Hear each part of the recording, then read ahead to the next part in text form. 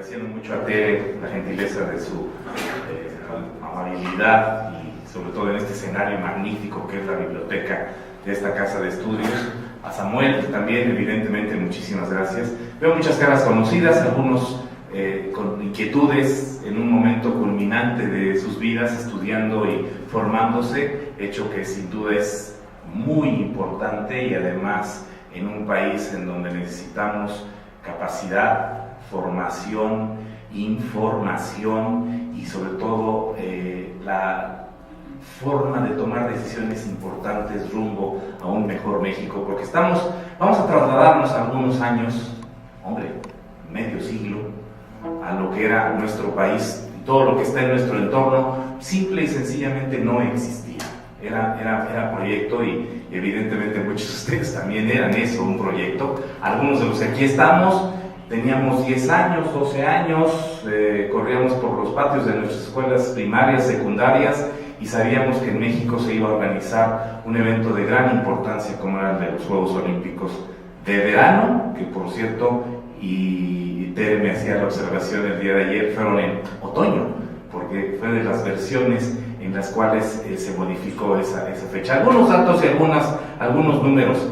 Para lo que fueron los Juegos Olímpicos de la etapa de la era moderna, creados por el barón Pierre de Coubertin en el 1896 como primeros Juegos, bueno, Atenas, Grecia, como cuna de aquel gran evento histórico-cultural que en esa zona del mundo se desarrolló muchos siglos antes.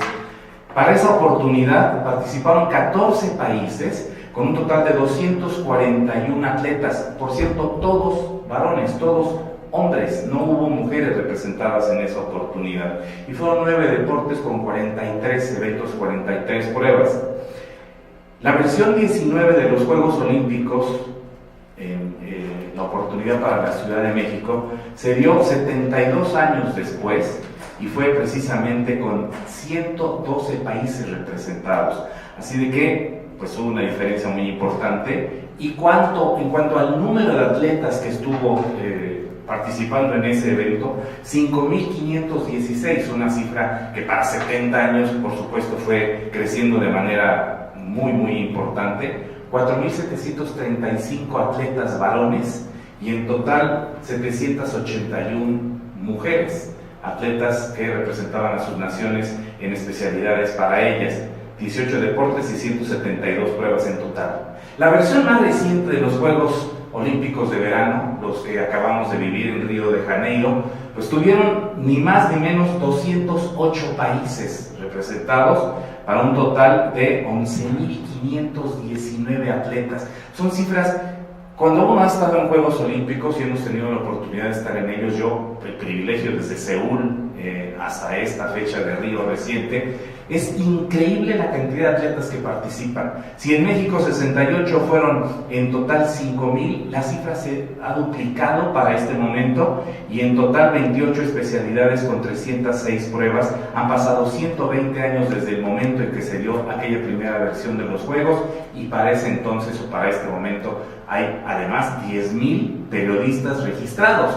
Simplemente entre el número de periodistas y el número de atletas son 20.000 personas que se mueven en un escenario olímpico. En el 68 la cifra fue evidentemente menor y sobre todo pensando en los deportes que para ese entonces se desarrollaban 20 especialidades deportivas. ¿Qué sucedía? ¿Cuál era la circunstancia que vivía el país y sobre todo por qué la razón de realizar unos Juegos Olímpicos? Por la proyección que tenía y la posibilidad que tenía de hablarse de México como una nación en vías de desarrollo, una nación en crecimiento. Vivíamos una época en donde todavía el país tenía un presidente que admiraba mucho, un presidente que quería a la gente, que era el licenciado Adolfo López Mateos, y que desde entonces para acá parece que hubo algunas variantes en relación a las autoridades en este país y lo que se piensa de ellas. Bueno, él tenía una especial afición por el deporte.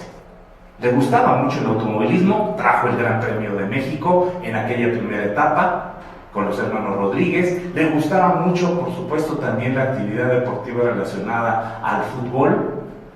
Solicitó la sede de la Copa del Mundo para el año de 1970 y después también, por supuesto, hubo la ocasión con gente cercana muy interesada en el deporte, el caso de, sobre todo, la creación de un centro deportivo olímpico para nuestro país, que vio la posibilidad de que México fuera sede. Ninguna nación hispanoparlante, ninguna nación latinoamericana había sido sede de los Juegos. Y para ese momento, 1963, 5 años antes de que se diera la sede del 68, había ciudades como Detroit, para los Estados Unidos, Lyon, en Francia, México, la Ciudad de México, y Buenos Aires, otra ciudad de un país latinoamericano, que buscó la sede. Y hubo gente muy importante que estuvo participando y buscando esta ocasión. Había en ese entonces una regencia en la Ciudad de México, hasta hace poco tiempo se crea lo que es el gobierno de la ciudad como una entidad que forma parte de la propia estructura de la República. En ese entonces era una regencia y el jefe del departamento del Distrito Federal, como se conocía hasta hace poco en nuestra ciudad, esta área de sede de poderes federales, tenía a un personaje que era muy importante y era una figura que fue fundamental en cuanto a la solicitud de esta sede. Ernesto P. Uruchurtu se llamó ese regente, y él encabezó este grupo que fue ante el Comité Olímpico Internacional a solicitar la sede.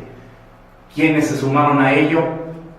José de Jesús Clark Flores, que fue uno de los directivos más importantes que ha tenido nuestro deporte para ese momento, y gente que estaba también cercana a la actividad deportiva y que conformó un comité especial para esta solicitud. Y se hizo en una ciudad donde tuvo sede la Asamblea Ordinaria del Comité Olímpico Internacional, Baden-Baden, en donde se hizo esta presentación.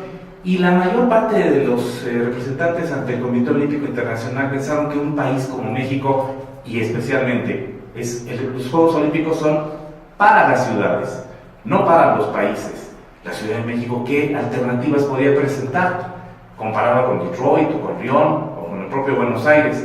Yo creo que aquí, sobre todo la presentación y la posibilidad de que los Juegos tuvieran una sede en un clima diferente, en un ambiente diferente, contó y de manera muy, muy importante. Y se le otorgó la sede a nuestra ciudad, con esa diferencia de años, como sucede ahora recientemente. Saben ustedes, Tokio va a ser sede para los siguientes Juegos de Verano, y lo será después París, que es una ciudad extraordinaria, que por cierto han sido ya sedes previamente, Tokio en el 64 y París en años previos. El caso es que México tenía ese gran reto y tenía que organizarlo, y se formó un comité especial para ello. Y bajo estas circunstancias, conforme se dio el cambio de gobierno, terminando la gestión, el periodo sexenal del licenciado López Mateos, y llegó al gobierno el licenciado Gustavo Díaz Ordaz, y nombró al expresidente mexicano como presidente del comité que organizaba los Juegos, hasta que tuvo un incidente, un problema vascular cerebral que lamentablemente lo alejó de todas las funciones, pero él estuvo al frente de todo ello para organizar estos Juegos. Datos interesantes de lo que fue el 68. No participó Sudáfrica, ya se hablaba de temas, por supuesto, de temas raciales, y en aquella nación africana había sobre todo el comportamiento relacionado al apartheid, y no se le permitió a Sudáfrica llegar a esta oportunidad. Las dos Alemanias fueron representadas independientemente, y había atletas de Alemania Federal y atletas de Alemania Occidental, después de los incidentes que habían separado a esa nación. También fueron los primeros Juegos, les decía yo, en celebrarse en un país latinoamericano, los primeros en realizarse en esta área del mundo, y los terceros para celebrarse en otoño, no precisamente en verano. Ahora se habla mucho del doping y del antidoping. Acaba de suceder en los Juegos de Invierno, los primeros Juegos Olímpicos, donde se instrumentó toda una estrategia para poder medir y validar si los atletas estaban comportándose con, vamos a pensarlo así, de manera digna, honesta, en relación a lo que son los deportes olímpicos. Pues fue en México donde se instrumentó por primera vez el antidoping, y toda esta evolución importante que se ha dado hasta este momento surge precisamente desde ahí. Hay un elemento clave que formó parte también crucial de todo este formato que se dio para los Juegos de México, de la Ciudad de México, que fue la Olimpiada Cultural.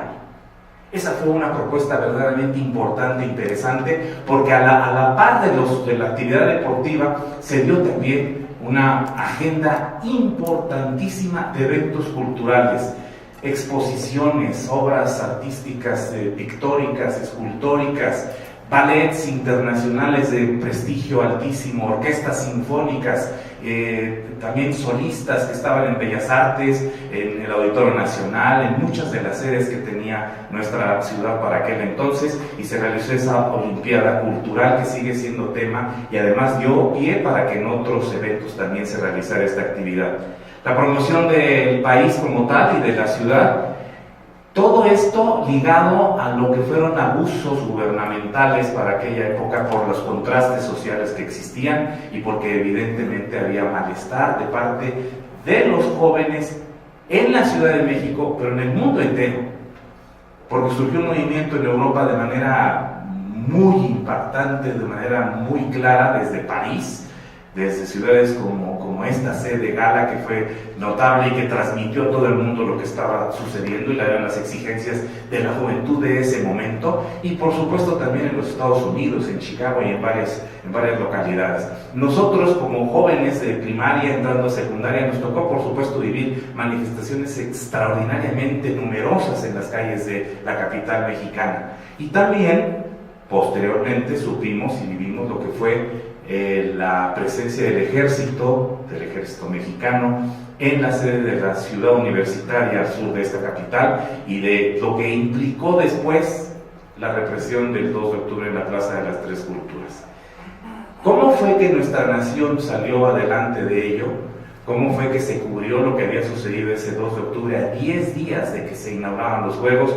Es un hecho que yo pienso que tiene que ver con la memoria o la falta de participación de mucha gente en esos temas, porque se podía estar de acuerdo o no en las exigencias de los estudiantes para ese momento, pero a los 10 días estábamos festejando el paso de la antorcha olímpica por las avenidas principales de esta capital, hasta llegar al Estadio Olímpico y ver a Enriqueta Basilio subir. Primera ocasión también de una dama, de un atleta que llegaba por una escalinata inmensa hasta el pebetero que aún existe en el estadio de CEU para iniciar los Juegos, y de esta manera darle un colorido y un festejo enorme. Claro, hubo rechiflas, hubo protestas en los estadios, hubo una manifestación clara de que algo no estaba bien en el país. Ha pasado medio siglo y pareciera que las cosas en muchas áreas de nuestra nación siguen siendo similares. Momentos icónicos de aquellos Juegos. Se hizo presente, después de que no vino la nación sudafricana, el derecho de una parte de la nación estadounidense reflejada en atletas afroamericanos del Black Power, y de eso platicarán seguramente en algunas charlas adelante, atletas como fueron Tommie Smith y John Carlos, que al ser premiados en el Estadio Olímpico de Ciudad Universitaria, el Estadio México 68, como se llama desde aquel entonces, al llegar al podio levantar el puño con un guante negro y hacer presencia para demostrar que estaban representando a esa parte de la sociedad norteamericana, a esa parte que fue y ha sido continuamente reprimida, y que en ese momento significó pues una forma de hacerse presentes. Y también, bueno, estos atletas sufrieron a lo largo de muchos años, hasta que después de mucho tiempo fue el Comité Olímpico Norteamericano quien ofreció una disculpa, una manera de manifestar que se habían equivocado, y hasta hace pocos años apenas se hizo ese reconocimiento. Estados Unidos, como en muchos otros eventos, para ese México 68 fue líder en la tabla. Fue el primer lugar en la tabla de medallistas, con 107 medallas en total. Y hubo grandes atletas para aquellos Juegos. Vera Chaslavska, la novia de México, fue una gimnasta, era una dama, si la comparamos con los pequeñas que ahora hacen la gimnasia rítmica, pues aquella era una señora de casa, digamos, que representaba a Checoslovaquia. Todavía no había la República Checa y la República Eslovaca, sino estaban unidas, y que hizo una gran presentación en la gimnasia femenil de esos Juegos de la Ciudad de México, para ganar 4 medallas de oro, 2 de plata, en total 6 preseas, y le llamaron la novia de México.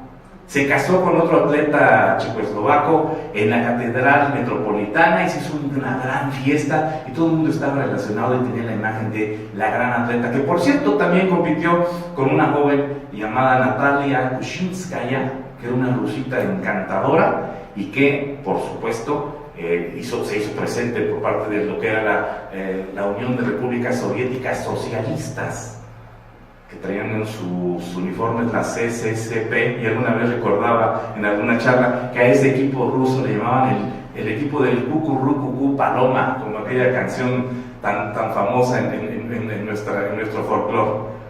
Pues eso sucedió en ese entonces. Por cierto, cuando se premiaba a los equipos rusos y subía la bandera y se escuchaba el himno de la Unión de Repúblicas Soviéticas Socialistas, los atletas checoslovacos giraban la cara en una manifestación clara de estar dolidos y en contra de lo que había sido la invasión rusa a Checoslovaquia en esa época de 1968. La política presente en esos momentos, cuando se trataba o se buscaba que el deporte olímpico no tuviera nexos. Miren ustedes, vaya que tiene nexos la política, la geopolítica y el deporte en muchas de las áreas. Hubo un atleta, Mikhail Voronin, también de nacionalidad rusa, que fue el mejor atleta, el que más medallas sumó en esa ocasión olímpica: 2 de oro, 4 de plata, 1 de bronce, para un total de 7. ¡Qué atletas, qué nombres, qué gran representación! Por cierto, el Auditorio Nacional, que ahora vemos extraordinariamente adaptado, fue sede de la gimnasia varonil y femenil. Toda esta historia había iniciado un 7 de diciembre de 1962 con aquella petición y había llegado a la inauguración el día 12 de octubre de 1968. Y México y el deporte mexicano, ¿cómo se encontraba o cuál fue el plan para que tuviéramos la mejor, y digo yo, los mejores Juegos Olímpicos de México? Sí, la mejor participación de una delegación mexicana para una versión de esta magnitud en el deporte. Se planeó muchos años antes, se llevaban a efecto semanas deportivas internacionales 3 años antes de los Juegos, y quienes estaban al frente del deporte en nuestro país, José Jesús Clark Flores, Marte R. Gómez, Pedro Ramírez Vázquez, un arquitecto monumental en ideas, en proyección y en logros, además de Eduardo Ay, al que tratamos y conocimos en el Comité Olímpico ya hace algunos años, tenemos trabajando en esto cerca de 35 años en ello, pero bueno, todos estos personajes lograron contratar entrenadores de otras naciones para traerlos a México. Y vinieron grandes entrenadores polacos, y vinieron grandes entrenadores cubanos y de algunas otras nacionalidades para formar a los jóvenes y a los atletas que estaban en la capacidad y posibilidad de calificar para representar a México en esa ocasión. Y sí fueron los mejores juegos para nuestros atletas. Ya les daré ahorita los datos, ustedes los tienen también en muchos medios en relación a las tablas y a los logros que se han obtenido. Pero vale la pena mencionar que todas las estructuras que se construyeron para ese entonces fueron en buena parte diseñadas por el equipo que el arquitecto Pedro Ramírez Vázquez encabezó. Palacio de los Deportes, que ahí sigue, ahora es sede de conciertos, como llaman Palacio de los Rebotes, creo que le llaman al lugar porque no tiene muy buena acústica. También se construyó una alberca olímpica que sigue funcionando y ahora pues van muchos, cientos de niños semanalmente a aprender a nadar, y jóvenes también. Gimnasio olímpico que está a un lado de ellos. El velódromo, que por cierto era el mejor del mundo, tenía maderas africanas y diseño espectacular. ¿Saben en qué quedó? Nada. No se le dio el mantenimiento adecuado y ahora creo que ya lo quieren utilizar para otro tipo de actividades. Y muchos escenarios, el canal de Cuemanco, que ahora se desborda cada que llueve fuerte en esta ciudad. Bueno, pues sí, aquí había lagos, no había una estructura como para volverlo urbano, pero aquí seguimos. Y todos esos planes y todo ese desarrollo se dio con un equipo de arquitectos muy brillantes que concibieron todo esto. Solo estaba el Estadio Azteca, que acababa de ser inaugurado 2 años antes, aproximadamente, que fue sede también de este evento, la alberca de Ciudad Universitaria, que fue sede de pruebas de waterpolo sobre todo, y algunos otros sitios de esa importancia. ¿Y de dónde se tomó la experiencia para llegar a estos Juegos o en quién se pudo basar el comité organizador de los mismos? Pues llamaron y buscaron a gente que organizó los Juegos en Roma en 1960.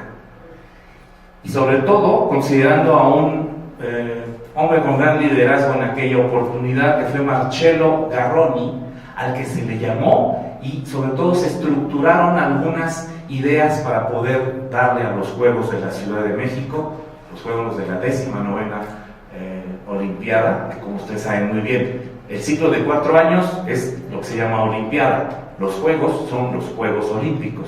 Muy bien, pues se tomó esa experiencia y de esa manera se llegó a concebir lo que es este plan, porque fueron hasta 14,000 empleados los que integraron el grupo de trabajo para después ir reduciendo la cifra. Pero imagínense ustedes la logística, el trabajo, lo mencionabas perfectamente, es decir, eso fue un éxito de proporciones que quizá no podíamos imaginar por el nivel de reto que tenía la ciudad y las autoridades de la misma y las autoridades deportivas, que al final de cuentas sí se perdió por la magnitud del problema social y político que se generó y que existía y que creo que sigue existiendo en este país con una gran cantidad de desigualdades, y por supuesto lo deportivo quedó de lado. Ahí quedan entonces esas instalaciones, les decía yo, el Cuemanco, polígono de tiro que se creó para ello, sala de armas, el propio Palacio de los Deportes, la alberca y el gimnasio olímpico. Se construyeron en cerca de 500 días. Fue un reto muy importante para aquella época. La Villa Olímpica, que ahí sigue y que era un ejemplo de una sede para atletas y para jueces y para personal que participaba en los Juegos, esa se construyó en aproximadamente 450 días. Son obras monumentales que se crearon hace medio siglo y que siguen vigentes y que ahí se mantienen. Otro dato importante, los logos, la iconografía de los Juegos, es la primera vez que en unos Juegos Olímpicos se utiliza diseño especial para las sedes, para el boletaje, el número de puerta, el túnel, la fila, el asiento, todo con un diseño espectacular iconográfico, la iconografía deportiva y cultural, sobre todo pensada y manejada por don Eduardo Terrazas, y especialmente un diseñador norteamericano, Lance Wyman. Sigue siendo vigente ese diseño. Este tipo de tipografía y esta creación se mantiene, y después él lo que hizo y lo que diseñó fue todos los logos de la línea 1 del metro, que ahora han seguido con ese más o menos mismo ejemplo, y fue precisamente Lance Wyman el que hizo todo aquel trabajo. Hubo gente, un cartonista que quizás ustedes si buscan por ahí, fue muy afamado y un crítico político de alto nivel en un periódico que se llamaba Excelsior, creo que se sigue llamando así, pero no es lo mismo, perdón que lo diga yo así, con todo respeto para los dirigentes de esa publicación. Aquel era un periódico con información muy importante, precisa, equilibrada, balanceada, que buscaba sobre todo tener siempre los dos puntos de vista. Y había un cartonista en aquel entonces que estaba también formando parte de la página editorial, que era Abel Quesada. A él se le invitó a formar parte también de ese grupo de diseñadores, y a un extraordinario artista, arquitecto, como fue Matías Geritz. ¿Se acuerdan de las torres de satélite? Bueno, pues él diseñó esto, entre otras muchas obras, y también participó en todo lo que sucedió en ese entonces. Primeros Juegos transmitidos por televisión a color. ¡Qué maravilla! Íbamos a ver los Juegos en color. Y empezaron a distribuirse en esta Ciudad de México televisores y receptores, marcas, recuerdo, Admiral, Philips, que eran a color. Vamos a ver tele a color. Bien, para ustedes ahora lo que estamos esperando es ver cómo se llaman diseños de tercera dimensión en realidad virtual. Bueno, pues para nosotros fue el gran tema.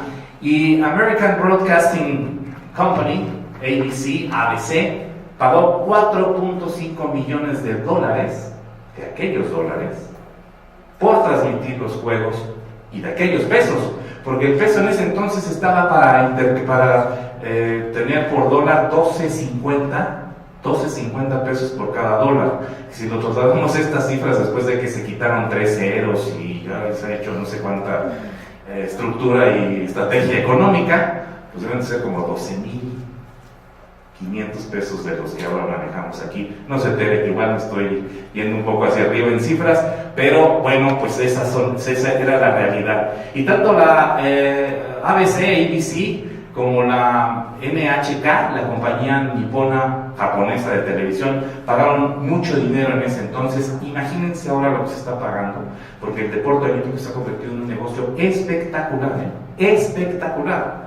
El pago por los Juegos de Invierno, que están ahora transmitiéndose solo a través de aplicaciones de teléfonos o de tabletas o en las labs o lo que fuere, pues se paga mucho dinero por exclusividades. Y ya se imaginarán, los de Tokio van a ser mágicos. La presentación que se hizo en Río de los Juegos de Tokio, yo creo que va a ser y es un adelanto de una gran proyección. Todos estos atletas que formaron la delegación de México para estos Juegos del 68, 275 deportistas, que fueron elegidos en base a criterios muy importantes para poder llegar a representar a México en los Juegos en su ciudad capital. Por cierto, 233 fueron hombres, varones, y solamente 42 damas, atletas, mujeres. Imagínense ustedes las cifras. Son los Juegos en donde mayor cantidad de medallas ha conquistado nuestra nación.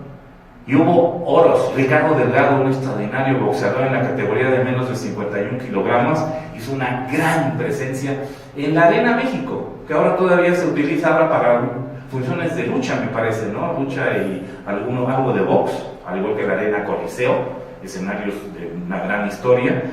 Al lado de él también Antonio Roldán, que ganó el oro en la categoría de más de 57 kilogramos. Y un nadador que llegó y lo primero que hizo fue sorprenderse cuando apareció después de tocar el tablero electrónico en la alberca olímpica y vio una manifestación. Nos lo ha platicado Felipe. ¿Qué fue lo que pasó? ¿Qué hay? Había llegado en segundo lugar en esa prueba de la natación, en donde fue 200 metros pecho. Felipe Muñoz Capamas, el ganador de una medalla que ni él mismo esperaba, rompió en llanto cuando subió al podio y escuchó la ovación que la gente le dio en la alberca olímpica. José Pedraza, un sargento que después se convirtió en capitán, si no mal recuerdo, que tuvo una prueba extraordinaria de marcha, 20 kilómetros marcha, y que por cierto llegó, si me permiten ustedes la designación, mentando madres a la meta, porque lo que hizo cuando vio que ya no podía superar a dos soviéticos que iban haciendo equipo para ganarle, peleó, lo que intentó hacer fue rebasar para ganar la de oro, y cuando dio cuenta que no era la de oro sino plata, empezó a hacer señas con el brazo y tal. No importaba que fuera una transmisión internacional, volteaba y gritaba mil cosas el querido sargento José Pedraza. Plata, María del Pilar Roldán, a quien la vivió y quien la vio ahí en el escenario de la sala de armas ganar la plata en una prueba, esgrima. Ahora tenemos un gran equipo de esgrimistas, tenemos chicas de primerísimo nivel que han ganado campeonatos mundiales recientemente y que son símbolo de gran trabajo. Bueno, ella en el florete individual ganó la plata, y un clavadista. México hizo escuela y lo sigue haciendo todavía en clavados. Álvaro Bagiola participó y ganó también la medalla de plata en la plataforma de 10 metros al lado de Klaus Di Biasi, que era un figurón de los clavados, un italiano sensacional. Y un querido amigo, Luis Niño de Rivera, quedó en quinto lugar, si no mal recuerdo, quinto o sexto lugar, gran compañero de transmisiones de Juegos Olímpicos en varias oportunidades. Agustín Zaragoza, Joaquín Rocha en el boxeo fueron bronce. María Teresa Ramírez, otra medalla también en bronce de 800 metros libres, y esa fue una experiencia notabilísima porque todo el gozo, la satisfacción, la alegría de la población mexicana al ver a sus atletas en el podio y ganadores es algo que no hemos podido dejar de gozar día a día, porque el deporte en esta nación y en esta ciudad, sede de aquellos Juegos hace casi 50 años, sigue siendo motivo de gran orgullo. Es un panorama solamente, es una charla solamente, y evidente quedará mucho por revisar y por ver. Ojalá que esta Ciudad de México, Tere, Samuel, pronto vuelva a ser sede de Juegos Olímpicos, va a ser difícil. Ya lo dijo el expresidente, ¿verdad? Director de la Comisión Nacional de Cultura Física y Deporte, que además fue comisionado de la paz en Michoacán, y además fue procurador, y además son muchas funciones, ¿no? El deporte se vuelve todo. Que no vamos a ser nunca más sede de unos Juegos Olímpicos. Ojalá que se equivoquen. Qué gusto poder estar con ustedes, qué gusto charlar de esto. Si hay alguna pregunta, creo que va a haber muchas. Les voy a dar mi correo para que me manden todas las preguntas y yo con mucho gusto se las contesto. O bien aquí charlamos unos minutos más. No quiero ni abusar ni aburrir. Gracias. Gracias. Bueno, si quieren podemos abrir dos preguntitas. A Leopoldo, si alguien tiene una duda, un comentario, lo aprovechemos. Él va a ser el único periodista deportivo de CEPA que vamos a tener a lo largo de estos 3 días. Por ¿De eso, CEPA la bola o de CEPA? No, de calidad. Entonces, pues, su opinión es importante, su experiencia. Si alguien quiere preguntar algo, comentar algún dato de lo que señaló. ¿Todo bien? Por favor. Buenos días, muy interesante su plática. Gracias. Tengo la pregunta, o más bien pregunta y un comentario. ¿Usted cree que el hecho de México haber organizado las Olimpiadas de 1968 tiene mucho que ver con el desarrollo económico que se dio a través de la época de oro, el cine, porque hubo mucha migración, hubo mucha inversión y eso a lo mejor pudo haber llevado a México a tratar de tocar en otras latitudes, en este caso el deporte? Sí, evidentemente tuvimos momentos muy importantes en distintas áreas de la vida, ¿no? de este país. La época de oro del cine, la época de oro del fútbol, se habló, la época de oro de 1000 actividades. Y en lo político teníamos un proyecto que aparentemente estaba dando muy buenos resultados. Teníamos, no sé si puedo designarlo así, el sueño mexicano y una política que iba en crecimiento, después de algunos tropezones previamente en los sexenios que venían antes, pero era evidente que queríamos llamar la atención y que los gobernantes de esta nación lo que pretendían era inversión, proyección de la ciudad y proyección del país. Eso es totalmente cierto. Hubo un banquero y un hombre de finanzas muy importante en este país que fue don Agustín Legorreta. Fue uno de los directivos y que le dio continuidad a lo que en ese entonces se llamaba Banco Nacional de México, que era la gran institución de finanzas de esta nación. Él encabezó el grupo que manejó las finanzas del comité que organizó los Juegos y que le dio vida a los propios Juegos. Cifras más, cifras menos, creo que fueron cerca de $200 millones lo que se invirtió para lograr que los Juegos tuvieran el éxito que tuvieron y sobre todo la proyección que observábamos y que ahora analizamos. Creo que sí, esa fue una gran etapa, se ensombreció con el problema que surgió en el país y que creo que le dio pie y origen a lo que somos ahora como nación. Todo lo que en aquel entonces sucedió, no solo en lo político, sino también en lo deportivo, quisiera yo llamarle época de proyección. Tú hablabas de una edad de oro, para que esta nación 50 años después todavía tenga posibilidades de ser mejor y de cambiar, y de que cada uno de nosotros participe de manera definitiva. ¿Sabes qué fue lo que a mí más me dolió de ver toda esa época de crecimiento, de lucha, de búsqueda? No político solamente, sino de que nuestra nación sea mejor cada día. El darme cuenta que estamos aislados, que estamos separados, que estamos, voy a utilizar un término popular, jalando cada quien la cobija para su lado o divididos.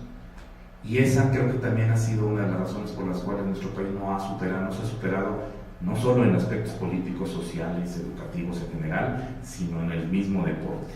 Ojalá que tengamos muchas épocas de oro futuras y que en ustedes, jóvenes de corazón, muchos de nosotros jóvenes físicamente, pues sí, porque decir, no hay que negar el paso del tiempo, que es una gloria, porque en estas épocas ya llegar a 60 años ya es un logro, hermano. Ojalá que todos lleguemos a ello, ojalá tengamos muchas épocas de oro con ese objetivo de ser mejores cada día. ¿A ti? ¿Alguien más? Sí, Yolanda. Doctor, ¿qué relación hay o qué influencia presentaron en tu vida personal los Juegos Olímpicos para que te dedicaras o ahora que te dedicas justamente al periodismo deportivo? Gracias, Yolanda. Cuántos recuerdos y cuántas cosas. Trabajamos juntos en muchas áreas de comunicación. Significaron todo porque siempre tienes la ilusión de alcanzar un sitial en la actividad que desarrolles. Y ver a los atletas alcanzar esos logros, ver sobre todo a los seres humanos superarse cotidianamente para llegar a un sitio, no ser todos medallistas, son 300 pruebas, 900 medallas en unos Juegos Olímpicos de verano, para un total de 10,000 participantes. Sí, la cifra, pero ¿qué tal si quedas entre los 5 primeros, no? El top 5 o los 10 primeros. Siempre hay esa ilusión y ese gusto de querer llegar a hacer algo y superarlo día a día. Yo en lo particular les comento, lo de doctor de la Rosa es porque mi carrera, mi formación académica es la de cirujano dentista en la UNAM, y estudié además un área de patología oral y hice estudios sobre odontopediatría, y de buenas a primeras un día se me ocurrió, quiero participar en medios de comunicación y en medios de comunicación deportiva, hasta que llegué a Imevisión con un señor que se llama José Ramón Fernández, gran amigo y gran escuela y un gran equipo de trabajo, y hasta esta fecha. Entonces todo va de la mano, y por fortuna recientemente, además de lo deportivo, pues está lo político, lo social y algunas otras áreas de la vida donde nos dedicamos en tele y en radio para hablar de algunos otros temas. Pero por supuesto que el 68 fue, y el 70 y el 86, y a ver qué viene. Ojalá tengamos algunos eventos de ese nivel próximamente, porque pues cuesta ya mucho dinero, cuesta mucho dinero y hay muchas marcas relacionadas. Ese es otro tema, habría que hacer alguna charla futura del marketing, que lo tienen aquí considerado, y de lo que implica para las marcas. Por ejemplo, Adidas, con el Adi Dassler, el alemán que creó esa marca, y con su hermano que creó Puma, todo lo que hicieron y dejaron de hacer para quedarse con los eventos olímpicos y las copas del mundo. Coca-Cola, Omega, McDonald's. Hay un libro por ahí, que seguro está aquí, ya debe haber varias copias, estoy segurísimo, que se llama Los Señores de los Anillos, creo que es así. Déjame recordar ahorita el nombre. Es todo lo que hay atrás del Comité Olímpico Internacional. Que no me vayan a escuchar a mis amigos del Comité Olímpico Mexicano. Bueno, lo saben. Hay una cantidad de temas, de sombras, de áreas oscuras en la organización de eventos como los Juegos Olímpicos, que nos podemos estar otras 2 horas charlando. ¡Qué interesante resulta! Pero bueno, pues como en la vida misma, ¿no? Muchas gracias, Leopoldo. ¿Perdón? Que Vuelve a morirse. Vuelve a morirse. Era ingenuo el varón pierde. Bueno, pues muchas gracias, Leopoldo. Le cedo la palabra a María José para que... Gracias.